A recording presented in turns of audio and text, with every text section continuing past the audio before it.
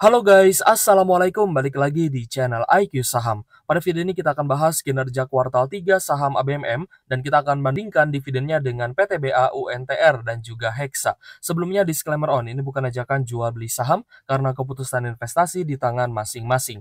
Jadi laba ABMM pada kuartal 3 2024 hanya tersisa 111 juta USD saja atau turun 50%-an guys ya.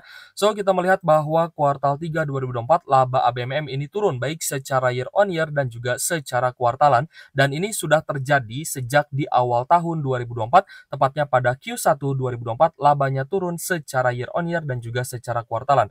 Secara kuartalan turun dari 965 miliar menjadi 800 miliaran, dan secara year on year juga turun dari 1,2 triliun menjadi 800 miliaran guys ya. Dan kuartal 2 juga sama guys, turun guys ya secara year on year dan juga secara kuartalan, dan kuartal 3 ini juga sama guys, turun kembali secara year on year dari 669 miliar menjadi 199 miliar, dan kuartalan juga turun dari 693 miliar menjadi 199 miliaran saja.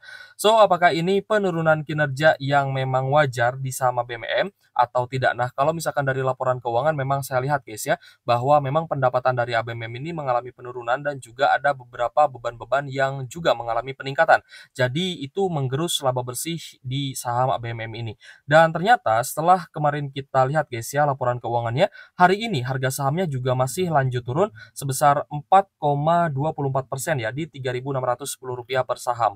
Jadi meskipun secara valuasinya memang murah ya, PE ratio-nya 4 kali dan PBV-nya 0,8 kali, dan juga saham ini saham batubara yang diinvestasi oleh Pak Lo Keng Hong, tapi saya sarankan teman-teman jangan FOMO dulu gitu ya. Jangan ikut-ikutan beli, apalagi teman-teman belinya di harga tinggi. Maka saya rasa teman-teman yang mungkin ya sampai saat ini masih doyan ya beli saham di harga tinggi dan juga untuk saham ABMM, saya yakin banyak sekali investor yang masih nyangkut dan juga floating loss di ABMM ini guys. Jadi kalau misalkan kita lihat ya secara fundamental, di mana profitabilitasnya juga ternyata tidak terlalu tinggi guys, hanya 4,84% saja. Itu sangat rendah jika kita bandingkan ya dengan saham batubara lainnya. Jadi kalau menurut saya sih, valuasi yang murah itu bukan sebuah jaminan ya, perusahaannya akan bagus dan mencetak laba yang terus-menerus stabil dan juga besar, dan karena itu juga ada hubungannya dengan stabilitas pembagian dividen. Nah, untuk dividen di tahun 2024 ini masih bisa bagi dividen dengan yield 8,17% karena laba ABMM pada tahun 2023 lalu guys ya, untuk tutup buku 2023 itu dibagikan sebagai dividen di tahun 2024 ini. So, untuk tutup buku 2024 ini akan dibagikan sebagai dividen di tahun depan, yakni di tahun 2025. Nanti kita akan prediksikan berapa besar dividen yang bisa dibagikan oleh ABMM di tahun 2025 nanti ya, karena untuk dividen yield di tahun ini sih 8,17% ya, sekitar 8% saya rasa masih oke. Tapi jika kita bandingkan dengan saham batubara lain ya guys ya, yang high dividen, maka ABMM saya rasa lebih rendah gitu ya. Tapi nantilah kita akan coba lihat juga prediksi dividennya. Dari return on asset 8,22% dan return on equity 21,41%-an guys ya. Jadi untuk ABMM silahkan teman-teman kalau misalkan ingin lihat lebih detail lagi ya terkait dengan laporan keuangannya, bisa teman-teman download guys ya di Sekuritas ataupun di website IDX Channel gitu ya.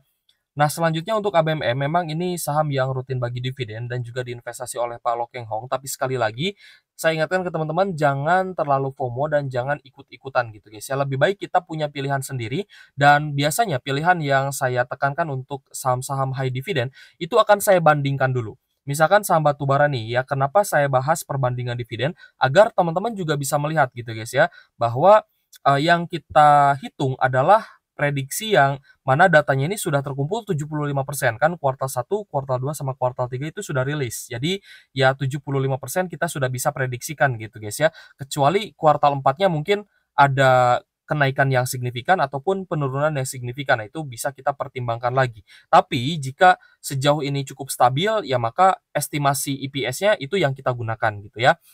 Jadi untuk ABMM, saya rasa tidak akan bisa bagi dividen yang lebih besar lagi ya dibandingkan dividen tahun-tahun sebelumnya. Jadi ini pun harus teman-teman perhatikan ya, karena saham batubara itu memang identik ya dengan dividen investing. Tapi apakah ABMM ini masih layak untuk dividen investing atau tidak, nanti teman-teman bisa nilai sendiri.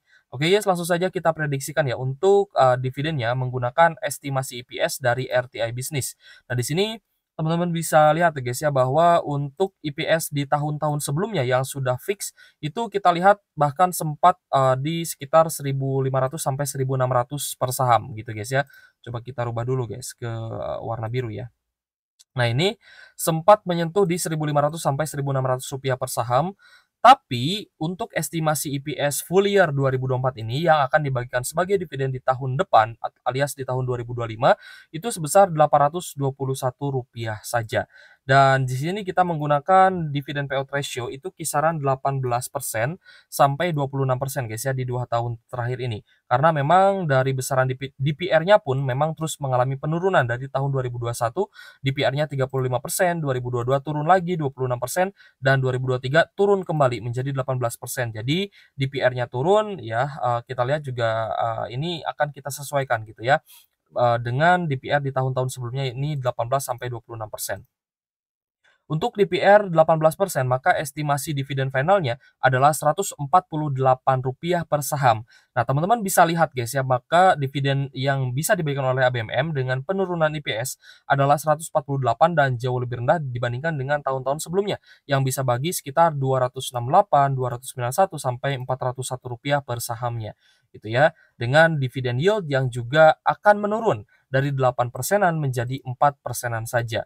Nah, coba kita rubah guys ya, DPR-nya menjadi 26%, maka dividen yang, berpotensi dibagikan oleh ABMM adalah Rp213 per saham. Ini lagi-lagi lebih rendah dibandingkan tahun sebelumnya yang bisa bagi Rp291 per saham dengan dividen yield yang juga lebih rendah, yakni hanya 6%-an saja. Jadi dari prediksi dividen yang kita, buat ya guys ya, dan teman-teman juga bisa lihat, maka potensi dividen yield-nya itu kisaran 4 sampai 6%. Ya guys ya, di harga saat ini di Rp3.610 per saham dengan DPR kisaran 18 sampai 26 persenan. Dan jika kita bandingkan dividen ABMM dengan PTBA, UNTR dan juga Hexa, tentu saja di sini kita melihat bahwa dividen ABMM berpotensi lebih rendah dibandingkan dengan dividen dari PTBA dan juga UNTR. Tapi untuk Hexa ya kita lihat di angka 6 persenan, ini bisa saja imbang atau bisa saja ABMM lebih rendah gitu guys ya, jika hanya bagi, dividen 4 persenan saja. Ini kan tergantung dari DPR-nya nanti. Ya, apakah DPR-nya masih bisa bagi besar atau tidak ya. Tapi sejauh ini kita melihat ada potensi DPR-nya akan sama dengan tahun 2023 lalu yang hanya bagi 18% saja. So, apakah menurut teman-teman ABMM ini masih menarik untuk dividen investing atau tidak? Kalau menurut saya sih dari perbandingan yang kita buat guys ya, yang mana kita sudah bahas juga untuk analisa PTBA, UNTR dan juga Hexa di video sebelumnya di Invest Saham gitu guys ya. So untuk PTBA di sini masih menduduki peringkat pertama dengan dividen yield kisaran 10 sampai 13% di harga 2.800-an guys ya, dengan DPR kisaran 75 sampai 100 persenan. Ini tergantung nanti PTBA bagi DPR berapa dan EPS-nya apakah di kuartal 4 akan bagus atau tidak gitu ya. Tapi dari harga saham ya tentunya lebih baik kita beli di harga murah dibandingkan kita beli di harga pucuk gitu ya. So untuk saham batubara yang mungkin nanti akan kita bahas juga, kita akan bahas juga yang sudah rilis laporan keuangan guys ya. Yang belum kita bahas itu sebenarnya ada apa guys, Indi ya. Indi sudah rilis Q3, lalu Harum juga sudah rilis, ya nanti kita akan bahas guys satu persatu. Dan nanti akan kita tambah ya ke bawahnya dengan saham-saham dividen lain misalkan seperti Astra International, Auto, MPMX gitu guys ya. Agar nanti lebih banyak lagi saham-saham yang bisa kita gunakan ya untuk dividen investing seperti itu. Nah, berdasarkan teknikalnya, ini sudah beberapa kali ya guys yang mengalami penurunan, karena memang saya pun kurang yakin guys, bahwa kinerja BMM akan bagus pada kuartal 3. Dan ternyata benar saja guys ya, mengalami penurunan yang cukup dalam. Nah, itulah gunanya kita wait and see. Kalau misalkan mau rilis laporan keuangan dan teman-teman dalam posisi yang misalkan ya untung tapi tidak untung besar ya, alias ya mungkin teman-teman mungkin masih floating profit 5% gitu ya, dan harga average-nya juga tidak terlalu rendah, saya sarankan sih mending take profit saja dan wait and see gitu ya. Nanti ketika teman-teman sudah take profit, kan teman-teman sudah ambil dananya tuh, sudah ambil modalnya. Nah, ketika nanti ada saham lain yang lebih menarik, maka teman-teman bisa masuk ke saham itu. Tapi ketika nanti teman-teman sahamnya ternyata anjlok ya karena kinerjanya yang turun, teman-teman akan terselamatkan gitu guys. Jadi itulah strategi yang saya gunakan ya untuk porto swing saya. Tapi kalau untuk porto invest jangka panjang untuk Porto dividen investing, saya, cukup santai ya, saya jarang buka gitu guys ya, lebih baik dia dibiarkan aja, nanti kalau misalkan waktunya averaging down, ya saya averaging down, seperti itu ya.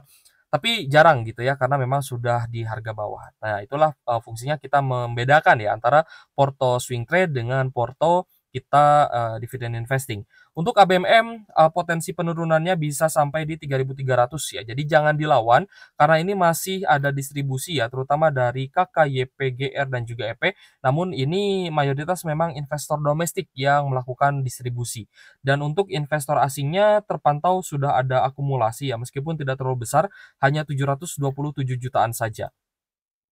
Jadi untuk domestik ini distribusi ya, KKY PGR, sedangkan untuk foreign-nya atau asingnya, kita lihat ada akumulasi itu dari BK, TP, dan juga SQ. Tapi ada beberapa asing lainnya yang terpantau distribusi. Jadi overall net buy-nya hanya 727 jutaan saja.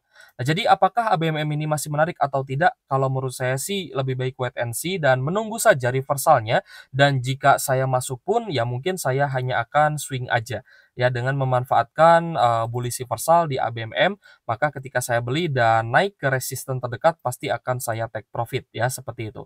Untuk dividend investing, saya lihat akan banyak saham lain yang lebih menarik dibandingkan ABMM. Jadi untuk dividend investing, untuk ABMM ini saya tidak dulu gitu guys ya. Saya tidak dulu lah untuk ABMM ini untuk dividend investing. Tapi kalau misalkan untuk swing dan sudah ada tanda-tanda bullish reversal, mungkin saya akan masuk dan itu juga hanya untuk mencari capital gain saja, bukan untuk hold sampai dividen gitu guys ya. Karena masih banyak saham dividen lain yang berpotensi bagi dividen lebih besar tentunya. Oke guys, jika menurut teman-teman ada saham lain yang lebih menarik, ya boleh tulis pendapatnya di kolom komentar, atau mungkin teman-teman mau request juga boleh ya. Thank you for watching, see you on the next video. Wassalamualaikum warahmatullahi wabarakatuh.